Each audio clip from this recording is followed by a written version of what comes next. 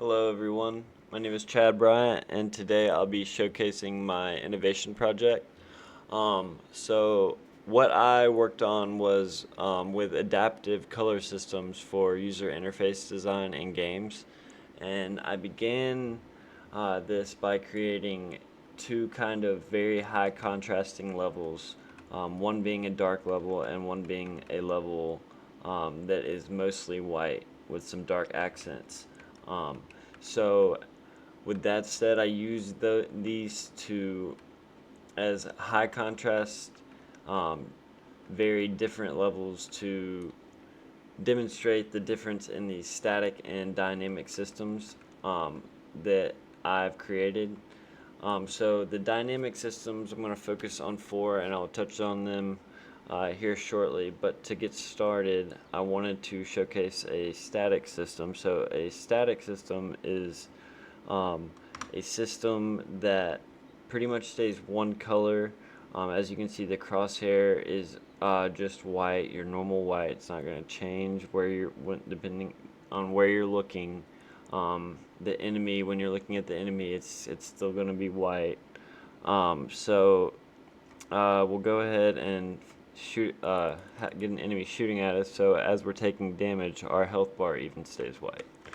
Um, Whereas with a adaptive system, we can actually have our crosshair change color depending on where we're looking. We used a render target within the UI to allow a pixel render node to be able to pick out one singular center pixel that the crosshair is looking at in order to change it, to get it to contrast with whatever you're looking at. So with that said, we'll start off with our dynamic systems. We have four of them. So the first one's just going to be the simple color change of the enemy health above their head. This allows you to keep your attention on the enemy without having to necessarily look up at their health. You can see the color changing as you're shooting them and not have to take your eyes off what you're trying to do. This will help you navigate through a level as you're fighting in these first-person shooters especially. So kind of very important high information thing you can simply add to an enemy in order to give player information on that enemy. The next dynamic system we'll touch on is the damage border flash. So as we take damage, our first one's going to be green, second one's going to be yellow. As we get to kind of a little bit of health, then as we get to red, we're going to be pretty much almost about to die. So it's kind of sending you the message like, all right, you need to get out of there. These colors give you a lot of information and allow you to continue fighting, but you have that information available to you at that point to get out of there without necessarily like stopping what you're doing to see that you're about to die. You have that happening right in front of you. So we also have crosshair targeting states. So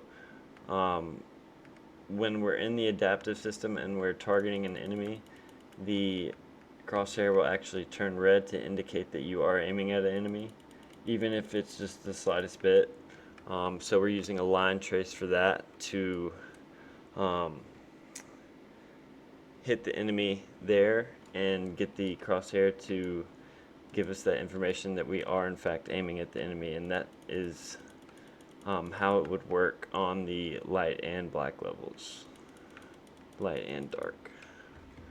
Alright, and our biggest system that we made here is the actual reactive crosshair that we kind of touched on. So our crosshair is going to change from black to white depending on what you're looking at, and as we switch to our dark level, it will change over, and it's all depending on the prop you're looking at, the color. It takes that into account using that render target and render pixel node, and allows you to not have to guess where your crosshair is if you're looking somewhere dark and your crosshair is black, or vice versa. It just gives you that right in front. Thank y'all for watching my video. I hope y'all enjoyed these design systems and are able to use something similar in your projects going forward. Have a good one.